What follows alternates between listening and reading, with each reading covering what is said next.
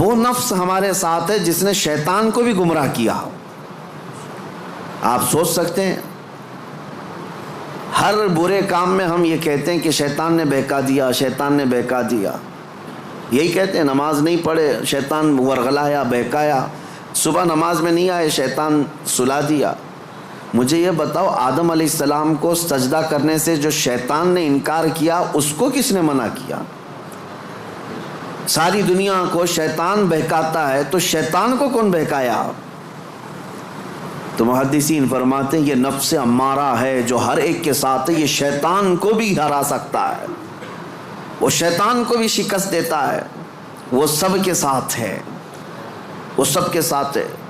اس نفس کو، اس خواہشات کو اگر کوئی چیز دنیا میں کنٹرول کر سکتی ہے تو صرف ذکر اللہ ہے، اللہ کا ذکر اسے قابو میں رکھ سکتا ہے۔ باقی اس قدر خطرناک ہے خواہشات نفسانیہ کہ بعض لوگ یہ سمجھتے ہیں کہ جوانی ختم ہونے کے بعد بڑھاپے میں کوئی خواہش نہیں ہوتی، بلکہ بہت سارے بوڑھوں کو زنا کرتے ہوئے دیکھا گیا۔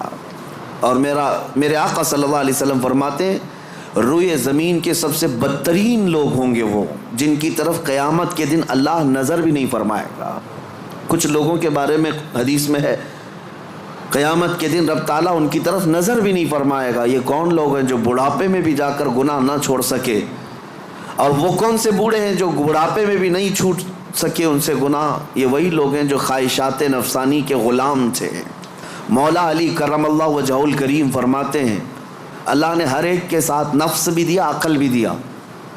نفس کیا ہے؟ تمہارے خواہشات، اور عقل تمہیں فیصلہ کر کے بتاتی ہے۔ لیکن حضرت علی کرم اللہ وجہہ الکریم فرماتے ہیں جس کا نفس عقل پر غالب آ گیا اس آدمی سے زندگی میں کبھی خیر نہیں ہوگی، وہ کوئی صحیح فیصلہ نہیں لے سکے گا۔ جس کا نفس اس کی عقل پر غالب آ گیا، اور جس نے اپنے نفس کو ہرا دیا، شکست دیا، تو اس کی عقل اتنی پاورفل ہوتی ہے کہ وہ ہزاروں کو زیر و زبر کر سکتا ہے اور دنیا کے بڑے فیصلے لے سکتا ہے۔ جس نے اپنے نفس کو کنٹرول میں رکھا، اپنے خواہشات کو اپنے تابع رکھا، خود اس کا غلام نہیں بنا۔ کتنا بڑا لفظ اللہ تعالیٰ نے قرآن میں فرمایا، توجہ کتنا بڑا لفظ ہے یہ، ارأیت من اتخذ الہہ ہوا۔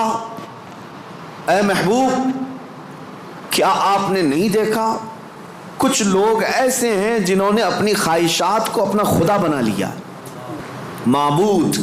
الہ کا مطلب ہے معبود، جس کی عبادت کی جائے اس کو کیا کہتے ہیں؟ معبود۔ اور قرآن کہتا ہے کچھ لوگ ایسے ہیں جنہوں نے اپنے نفس کو، اپنی خواہشات کو اپنا معبود بنا لیا۔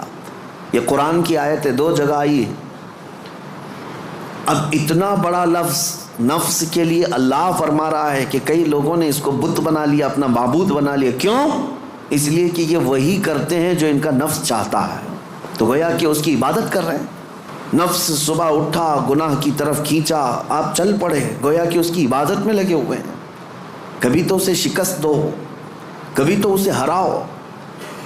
رات کے وقت گناہوں کے اڈوں پر جانے کی جیسی خواہش ہوتی ہے، کیا اپنے آپ کو مارتے ہو؟ میں تمہیں بتاؤں، خواہشات تو بہت دور کی بات ہے، گناہوں کی خواہشات بہت دور کی بات ہے۔ سیدنا ابو بکر شبلی رحمۃ اللہ تعالی علیہ سلسلہ قادریہ کے بڑے مشہور بزرگ ہیں، جن کے نام سے ہم شجرے میں پڑھتے ہیں بہر شبلی شیر حق دنیا کے کتوں سے بچا۔ وہ حضرت ابو بکر شبلی جب رات کے وقت عبادت کے لیے آتے تھے تو اپنی آنکھوں میں نمک کا سرما لگاتے تھے۔ کیوں؟ صرف اس لیے کہ نیند اگر آئی تو گویا کہ میں اپنی خواہش کا غلام ہو گیا، اپنے رب کا نہیں۔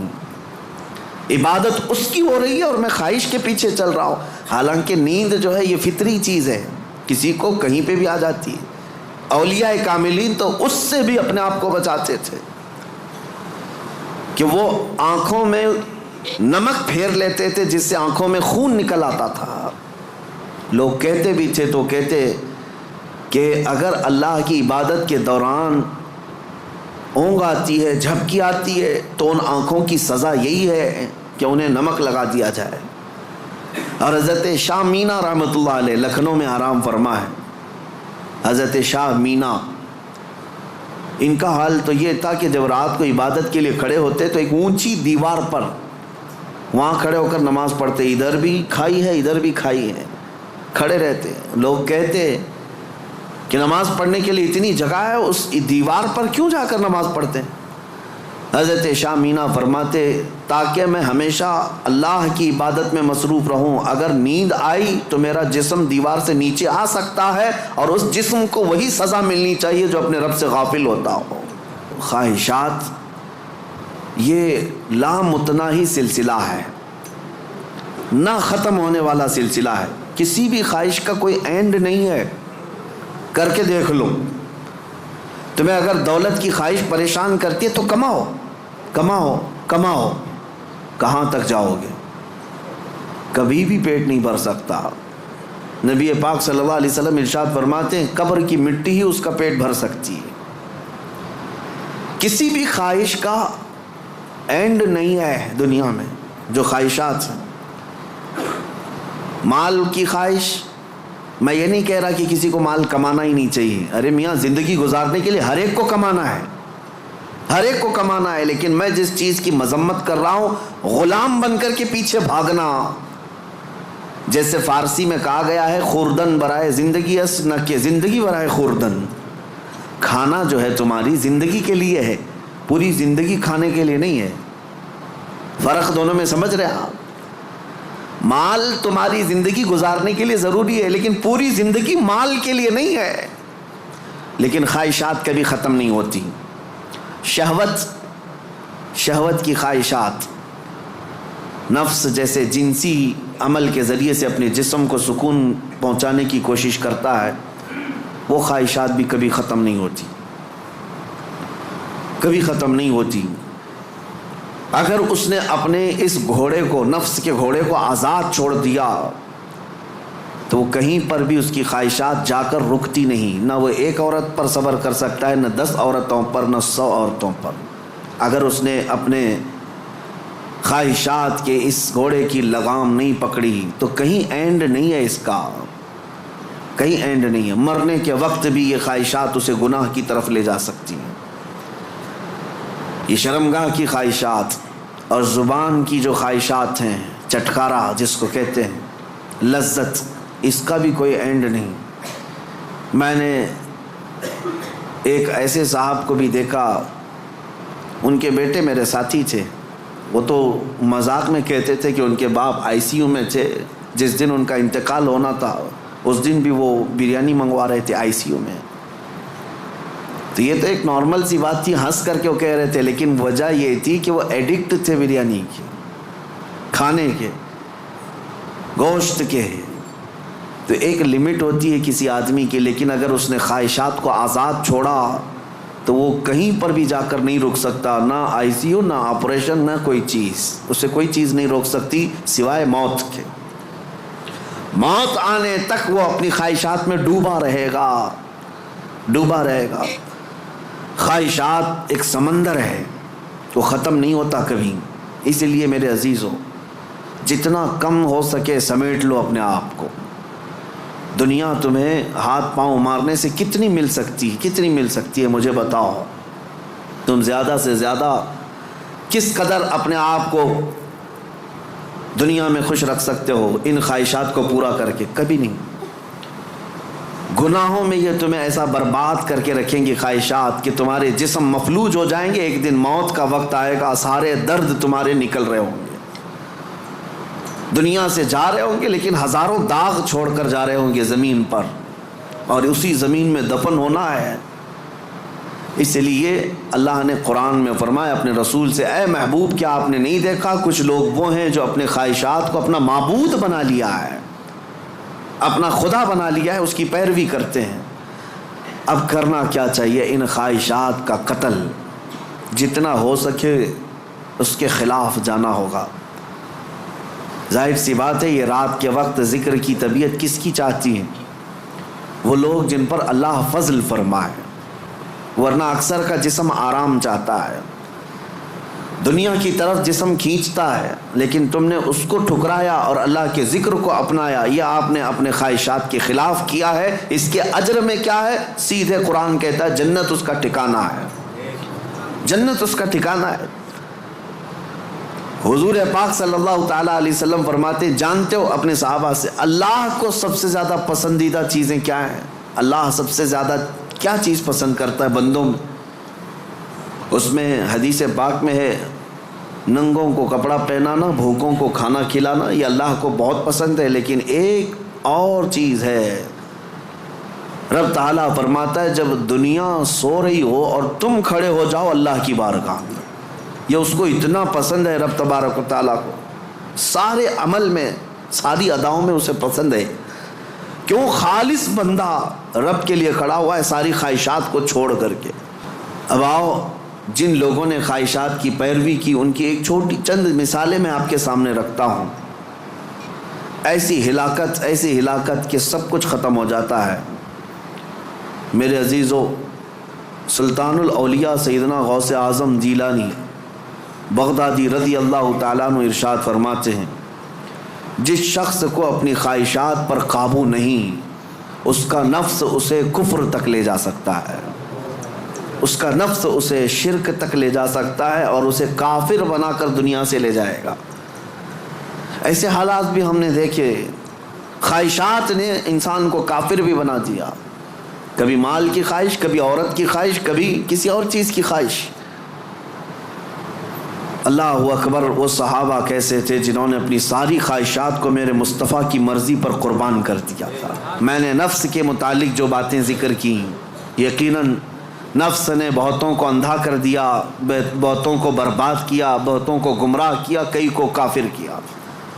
جو کفار و مشرکین ہیں نا، وہ صرف نفس کی سنتے ہیں، اگر حقیقت میں وہ تمام مشاہد اور مناظر میرے رب ذوالجلال کی قدرت کے نفس کو چھوڑ کر کے دیکھتے تو ایمان ضرور لاتے۔ وہ نفس کی پیروی کر رہے ہیں اور نفس کی خواہشات لوگوں کو کافر بنائے رکھی ہے، وہ نہیں آ پاتے اس طرف۔ اب میں بات کو سمیٹتے ہوئے اس بارگاہ میں لے چلتا ہوں جس مصطفیٰ کریم نے نفس سے بچنے کے لیے اپنے صحابہ کی تربیت کیسے کی تھی۔ یقیناً وہ ماحول کو ہم دیکھتے ہیں، روح تڑپ جاتی ہے۔ سیدنا ابو بکر صدیق رضی اللہ تعالیٰ، اللہ اکبر، وقت کے خلیفہ ہیں، حضور پاک صلی اللہ علیہ وسلم کے بعد خلافت کے تخت پر، لیکن اپنے نفس کے خلاف کرنے کے لیے، خواہشات کے خلاف جانے کے لیے، کھانے پر کنٹرول، سونے پر کنٹرول، ہر چیز پر کنٹرول۔ اتنی غربت کا ماحول تھا کہ سارے صحابہ نے بیٹھ کر کے مشورہ کیا کہ خلیفہ کا کوئی وظیفہ جاری کریں، تنخواہ، ورنہ وہ بھوکے رہ جائیں گے۔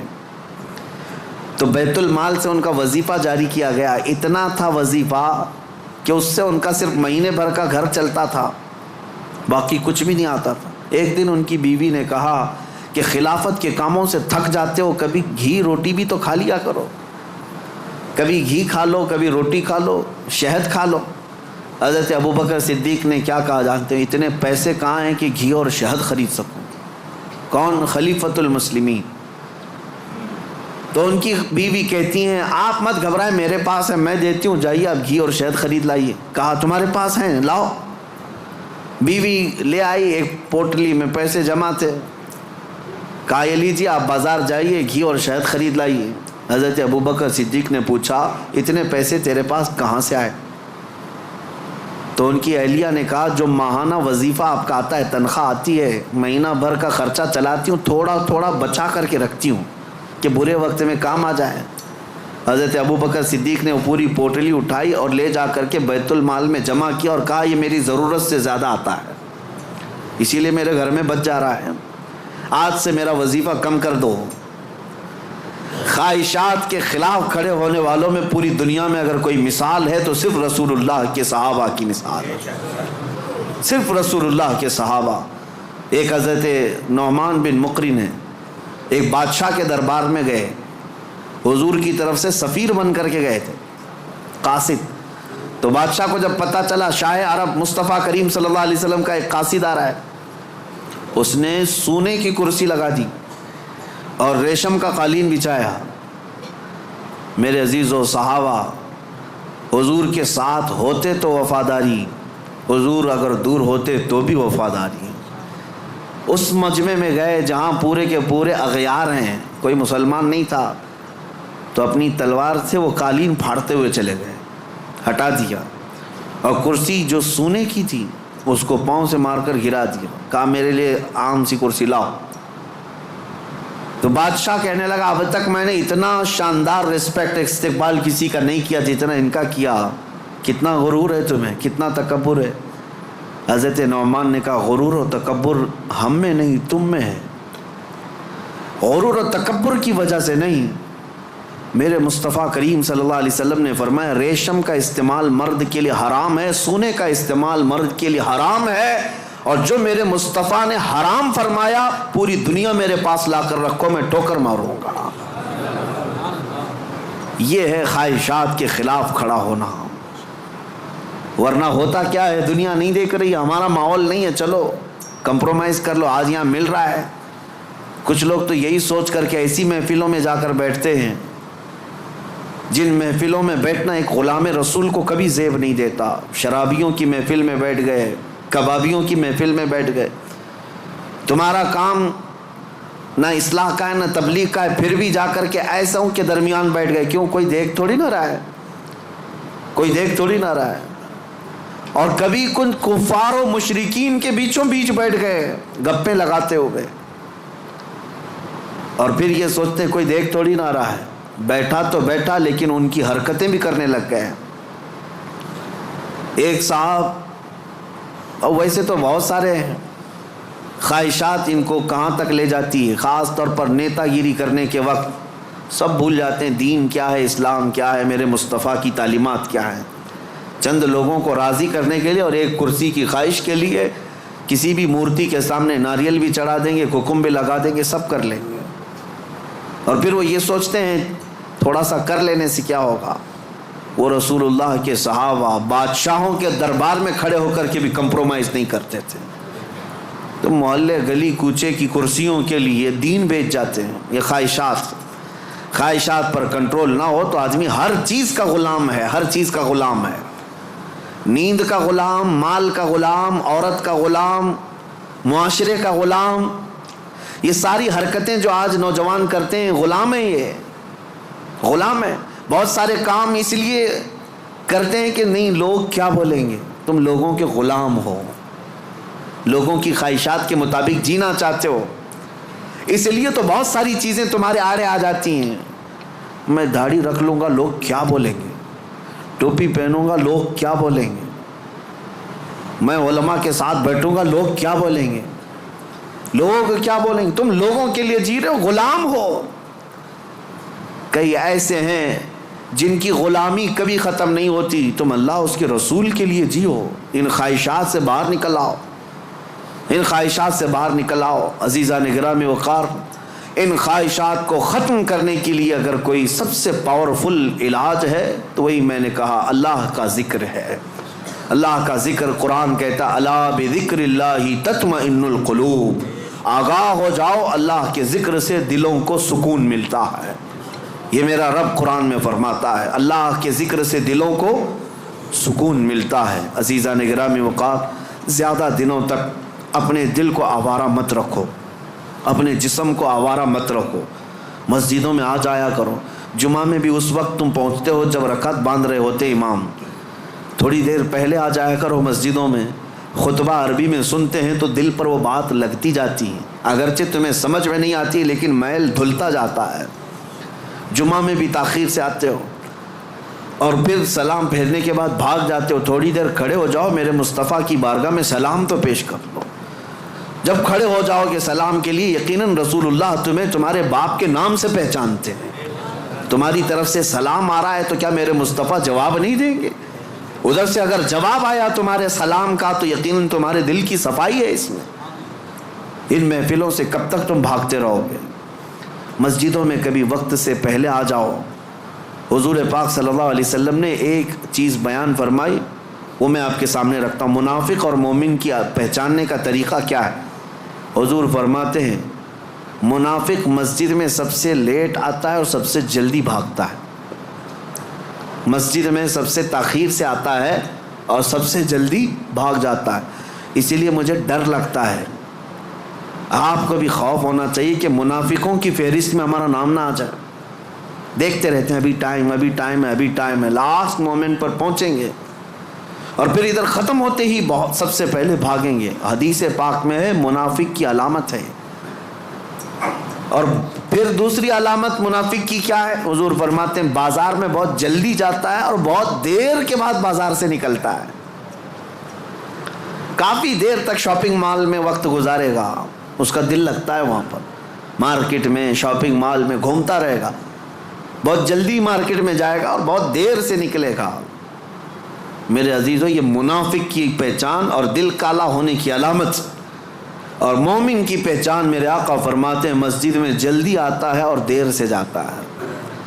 بازار میں صرف اپنے کام کے حد تک جاتا ہے اور فوراً وہاں سے بھاگ جاتا ہے. مومن کی پہچان ہے. اس لیے میری یہ نصیحت ہے نوجوانوں کو کہ یہ ذکر کی مجلس قائم کرو. زیادہ دیر تک اپنے دل کو آزاد مت چھوڑو, زیادہ دیر تک دل کو آزاد مت چھوڑو, ورنہ یہ خواہشات تمہیں بہت دور تک لے جائیں گے.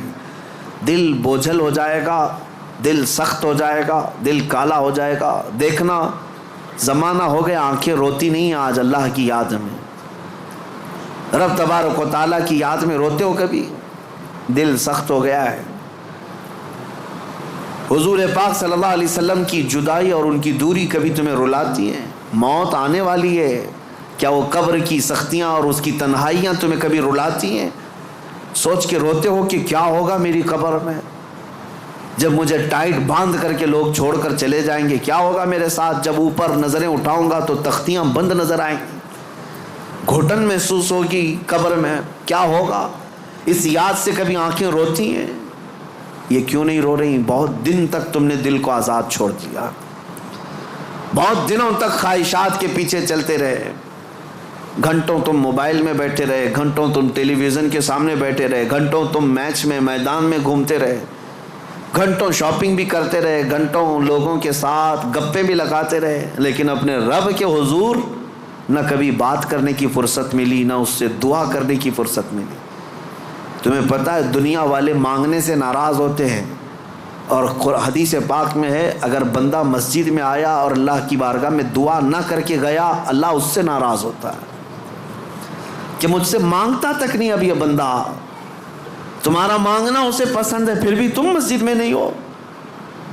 یہ خواہشات ہیں جو تمہیں یہاں سے بھگا کر لے جاتی ہیں, تم گھنٹوں دنیا کے لیے گزار لیتے ہو. میرے عزیزوں, بدل لو اس ذکر کی مجلس. میں اللہ کی بارگاہ میں یہ دعا گو بھی ہوں کہ آج شاید اس سے قبل بھی یہاں پر ایک بار ذکر کی مجلس ہم سجائے تھے, بہت پہلے میں یہاں آیا تو ہوں, بیان ہوا ہے, ذکر کا مجھے یاد نہیں, اگر نہیں ہوئی تھی تو شاید یہ پہلی مجلس ہے اور اللہ اس کو ہمیشہ قائم فرمائے. میں رہوں یا نہ رہوں, ذمہ داروں سے گزارش ہے کہ اس مجلس ذکر کو اس نیت سے قائم رکھو کہ ہزاروں دلوں کے سکون کا ذریعہ ہے, ہزاروں دلوں کے سکون کا ذریعہ ہے. میرے عزیزوں, بڑے بڑے کروڑ پتی لوگ آج آشرم جاتے ہیں, 2 دن 3 دن کی چھٹیاں لے کر اپنے پنڈتوں کے چپلوں میں بیٹھتے ہیں. وہ یہ چاہتے ہیں کہ دنیا کی ہمہ ہمی سے نکل کر کے کسی آشرم میں بیٹھے. ان کے دلوں کا قرار اور سکون کہاں ہے؟ کفر میں اور شرک میں. لیکن ایک حالت یہ ہے کہ تمہیں روز اللہ کریم سکون کے لیے یہاں بلاتا ہے, تم آتے نہیں, تو کم از کم اتنا تو کرو, ہفتے میں 1 مرتبہ اس طرح کی مجلسوں میں شریک ہو جائے. دنیا کو ایک طرف رکھیں گے, مصروفیات روز ہیں, کام کاج روز ہیں, رشتہ داروں سے ملنا روز ہے, میٹنگیں چلتی رہیں گی, کبھی ختم نہیں ہوتی. لیکن کبھی تو ایک دن سٹاپ کر کے یہ سوچیں کہ آج میرے رب سے ملاقات کی رات ہے, آج کا یہ ٹائم صرف اور صرف میرے رحمان خدا سے بات کرنے کا وقت ہے. اس لیے تو ان مجلسوں میں آ جایا کرو. ایک وقت آئے گا کہ جب تمہاری آنکھوں میں نور اور دل میں سرور ضرور داخل ہوگا. اس طرف آپ توجہ ضرور دیں, ورنہ آزاد چھوڑے رہیں گے تو یہ آزاد گھوڑا ہر میدان میں دوڑائے گا, نفس کا گھوڑا ہر میدان میں دوڑائے گا. اس کو اتنا آزاد نہ رکھو, اس کو لگام دو اور اس کے لگام کی رسی میرے مصطفیٰ کے قدموں میں ڈال کر رکھو کہ نفس کو اب جہاں جانا ہے اب آپ سوچ سکتے ہیں رسول اللہ جو سید الانبیاء ہیں، سارے نبیوں کے سردار، وہ دعا کرتے تھے، کیا دعا کرتے تھے؟ اللہم لا تکلنی الی نفسی طرفۃ عین، اے اللہ میرے نفس کو میرے حوالے ایک منٹ کے لیے بھی مت دینا، تو اپنی حفاظت میں رکھ۔ رسول اللہ کا کون سا نفس تھا؟ میرے آقا کا کہاں کیسا نفس ہے؟ کیا کبھی آپ نے حدیث میں کسی روایت میں سنا کہ حضور نے نفس کے یا خواہشات کی پیروی کی؟ کبھی نہیں میرے عزیزوں۔ جو پتھر کا تکیہ رکھنے والے، چھال کے بستر پر سونے والے، پیٹ پر پتھر باندھنے والے رسول، کیا کبھی نفس کی غلامی کی؟ نہیں۔ اس کے باوجود اللہ کی بارگاہ میں دعا یہ کرتے تھے، مولا میرے نفس کو میرے حوالے مت کرنا ایک منٹ کے لیے بھی، پلک جھپکنے کے برابر بھی، تو اپنی حفاظت میں رکھ۔ اور ہم جیسوں کو کیا کہنا چاہیے؟ اگر ہم اپنے نفس کی حفاظت اللہ کے حوالے نہ کریں تب تو یہ اتنی تباہی مچائے گا، اتنی تباہی مچائے گا، سوچ بھی نہیں سکتے۔ آؤ آج ذکر کی مجلس ہے، ہم اپنے نفس کو، اپنی خواہشات کو رحمان کے حوالے کرتے ہیں اور عہد کرتے ہیں دل میں کہ مولا میں آج توبہ کے لیے آیا ہوں، توبہ کے لیے آیا ہوں۔ مجھے ایک محفل یاد ہے، ایک بندہ جو کافی دنوں تک کئی الگ الگ قسم کے کاموں میں مصروف تھا، ہماری ذکر کی مجلس شروع ہوئی، ذکر کی مجلس میں آیا، اور ذکر کی مجلس میں جب پہلے ہمارے ہاں بدھ کے دن ذکر ہوتا اور جمعرات کو روزہ رکھتے، اتفاق ایسا ہوا کہ ابھی نیا ذکر میں آ کر توبہ کیا تھا، 2 دنوں کے بعد انتقال ہو گیا۔ لیکن اس بات کی خوشی تھی کہ لوگ یہ کہتے کہ زندگی میں اتنی برائیاں، بہت ساری چیزیں ہم نے دیکھی تھی، سوچتے تھے کہ کبھی یہ نہیں سدھرے گا، بہت بے حیا ہو گیا ہے۔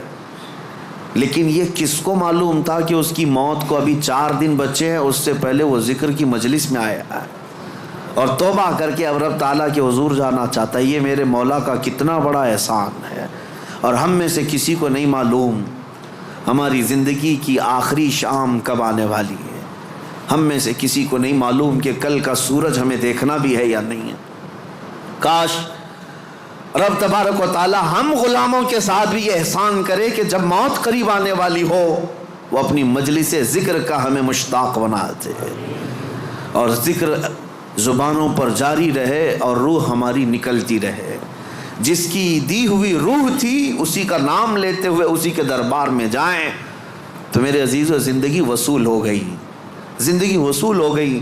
لیکن کچھ کو تو دیکھا گیا برسوں نماز پڑھتے رہے، شیطان غالب آیا، نفس غالب آیا اور ایسی بے حیائیوں میں لگ گئے اور گناہوں پر ان کی موت آئی۔ یہ بھی ہے، میرے آقا نے فرمایا تقدیر کا لکھا غالب آ جاتا ہے، آخر وقت کس طرح سے آتا ہے پتہ نہیں۔ لگے رہو ان مجلسوں سے اور اپنے دل کو صاف کرنے میں لگے رہو۔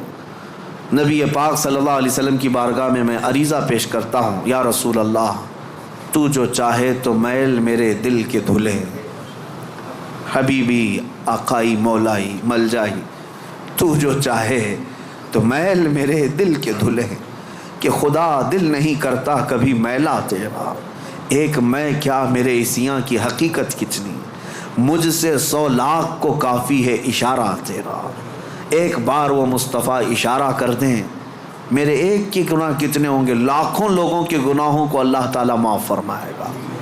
آؤ آج ذکر کی مجلس ہے، اسی رقت کے ساتھ، اپنے دلوں کی حضوری کے ساتھ، رب کی بارگاہ میں حاضر ہونے کے احساس کے ساتھ مجلس ذکر میں کھڑے ہوتے ہیں اور نہایت ادب و احترام اور خلوص کے ساتھ مولا کریم کو مناتے ہیں تاکہ اس مسجد میں بھی برکتیں ہوں اور ہمارے دلوں میں بھی برکتیں داخل ہوں، ہمارے دلوں میں بھی برکتیں داخل ہوں، اور اس دل کو اتنا پاک کر لو کہ جیسے مسجد آج چمک رہی ہے تمہارا دل بھی اتنا چمکنے لگے۔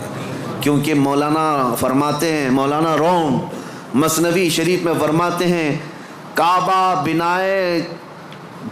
بنائے خلیل اطہر است، کعبہ بنائے خلیل اطہر است، وہ دل گزرگاہ رب جلیل است۔ خانہ کعبہ جتنا عظیم ہے نا، وہ کیوں؟ حضرت مولانا فرماتے ہیں وہ تو ابراہیم علیہ السلام کی بنائی ہوئی عمارت ہے، لیکن تمہارے سینے میں جو دل ہے وہ رحمان کا گھر ہے، وہ رب تعالیٰ کی گزرگاہ ہے. قلب المؤمن عرش اللہ، مومن کا دل اللہ کا عرش ہے، اللہ کا عرش ہے. تو اسے اتنا پاک کرو جتنا مسجد کو پاک کیا ہے، جتنا مسجد کو چمکایا ہے اتنا ہی اپنے دل کو چمکاؤ. اور یہ دل اگر چمکے گا تو ماربل سے نہیں، جھومر سے نہیں، دل چمکے گا تو صرف اللہ کے ذکر سے چمکے گا. جب بندہ لا الہ الا اللہ کی ضرب لگاتا ہے اس کا دل چمکنے لگ جاتا ہے، میل اترتا ہے اور چمک پیدا ہوتی ہے. اور دل جب روشن ہوتا ہے تو جانتے ہیں کیا ہوتا ہے، خواہشات تو گئی، نفس تو گیا ایک طرف. جب دل چمکتا ہے تو پھر ہوتا یہ ہے کہ سامنے جو بھی آتا ہے اس کے دل میں کیا چل رہا ہے تمہارے دل میں وہ خیالات اللہ ڈال دیتا ہے. کیسے؟ آئینے کی طرح. ایک آئینہ میں لے کر کے کھڑا ہوں، سامنے جو بھی آئے گا اس آئینے میں نظر آئے گا کہ نہیں آئے گا. لیکن وہی لوہا لے کر کھڑا رہوں، کچھ نہیں پتا چلتا سامنے کون آیا کون نہیں. دل جب زیادہ چمکتا ہے ذکر سے، جو بھی آئے جیسا بھی آئے اس کا سارا کچا چٹھا تمہارے دل پر چھپ جاتا ہے. اسی لیے کہا گیا نا کہ علماء کے سامنے زبان سنبھال کر بات کرو، اولیاء کے سامنے دل سنبھال کر کے بات کرو. کیوں؟ تمہارے دلوں کے اندر کے حالات بھی ان سے مخفی نہیں ہوتے، چھپتے نہیں. کیوں نہیں چھپتے؟ اس لیے کہ انہوں نے دلوں کو اتنا پاک کیا، اتنا چمکایا ہے، جو سامنے آتا ہے اس کے سارے اعضاء، اس کے دل کے حالات ان کے دل پر چمکنے لگتے ہیں. اور صرف چمک ہی نہیں، اور ایک اس کا فائدہ ہے، دل جب چمکتا ہے اور ایک فائدہ ہے. کیا فائدہ ہے؟ تم نظر تو آتے ہو، جب میں شیشہ لے کر کھڑا رہوں گا تم نظر تو آتے ہو، لیکن ایک اور فائدہ ہے. اگر سورج چمک رہا ہے اور شیشے پر سورج کی روشنی آ رہی ہے تو یہ روشنی سیدھے کہاں پڑے گی؟ تمہارے چہرے پر پڑے گی. اور تمہارا چہرہ کالا ہو کہ جیسا ہو، لیکن اس آئینے کی اور اس شیشے کی روشنی سے تمہارا چہرہ بھی چمکنے لگے گا. یہی اولیاء کی مثال ہے کہ ان کے دل شیشے کی مانند چمک رہے ہوتے ہیں، اور آفتاب رسالت میرے مصطفیٰ کا سورج ان کے دل پر چمک رہا ہوتا ہے. اس کی روشنی اولیاء کے دلوں پر آتی ہے، اور جو قریب آتا ہے اس کا چہرہ بھی اس سے چمک جاتا ہے. جو قریب آتا ہے اس کا دل بھی چمکتا ہے، چہرہ بھی چمکتا ہے. صحبت کا اثر اسی لیے زیادہ اثر کرتا ہے. ان لوگوں کی صحبت میں وقت گزارو جن کا دل چمکتا ہے. اور اخیر میں اب دل کے چمکانے کے لیے دعا اعلیٰ حضرت نے ہمیں یہی سکھائی، بارگاہ مصطفیٰ میں چمک تجھ سے پاتے ہیں سب پانے والے. میرا دل بھی چمکا دے چمکانے والے، برستا نہیں دیکھ کر ابر رحمت، بدوں پر بھی برسا دے برسانے والے.